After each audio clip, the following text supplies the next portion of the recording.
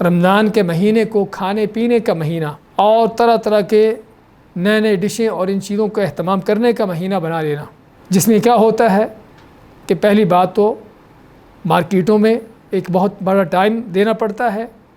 ان چیزوں کو لینے حاصل کرنے کے لیے، مال بھی اچھا خاصا اس پر ضائع ہوتا ہے، اور پھر وہ چیزیں گھر میں جب پہنچتی ہیں تو خواتین کے جو گھنٹوں ان کے کچنوں میں گزرتے ہیں ان ڈشوں کو تیار کرنے کے لیے، اور پھر ان ڈشوں کو جو تیار کی گئی ہوتی ہیں ان کو کھانے کے مزے اڑانے کے لیے گھنٹوں جو لگتے ہیں یہ بھی، اور پھر کھانے کے بعد اس کے جو اثرات ہوتے ہیں۔ رمضان کا جو مقصد تھا کہ بھوک پیاس اور کھانے کو بھوک پیاس یعنی کہ برداشت کرنا اور کھانے کی ان چیزوں کو کنٹرول کرنا تاکہ اللہ کی طرف اور دین کی طرف رجحان ہو، ہاں وہ سارے مقصد فوت ہوتے ہیں اور پیٹ پہلے سے بھی زیادہ بھرتا ہے اور پہلے سے زیادہ کھانا کھایا جاتا ہے، اور زیادہ کھائیں گے تو پھر ظاہری بات ہے عبادات یہ ساری چیزیں ختم ہو جاتی ہیں۔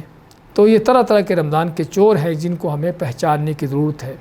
پھر انہی کھانوں کے اوپر جو محفل مجلسیں جمتی ہیں، کئی گھنٹوں تک وہ محفل مجلسیں جاری رہتی ہیں، اور اصل جو کرنے کا کام ہے اس مہینے کے لمحات سے فائدہ اٹھانا، وہ سبھی کا سبھی جو ہے وہ برباد اور ضائع ہوتا ہے۔ تو ضرورت ہے ایک عقل مند مسلمان کو جاننے کی کہ وہ کیا کھو رہا ہے کیا پا رہا ہے، صرف چند معمولی قسم کے مزے اڑانے کے لیے کہ کتنے وقت ضائع کر رہا ہے، خواتین کے کتنے اوقات برباد ہوتے ہیں اس کام کے اندر، اور پھر تو کھانے ان چیزوں کو مزے اڑا کر جسمانی طور پر بھی کیا نقصانات حاصل ہوتے ہیں، اور سب سے بڑا دین کا جو نقصان ہوتا ہے۔ تو کسی عقل مند مسلمان کو ان چیزوں کو سوچنے کی ضرورت ہے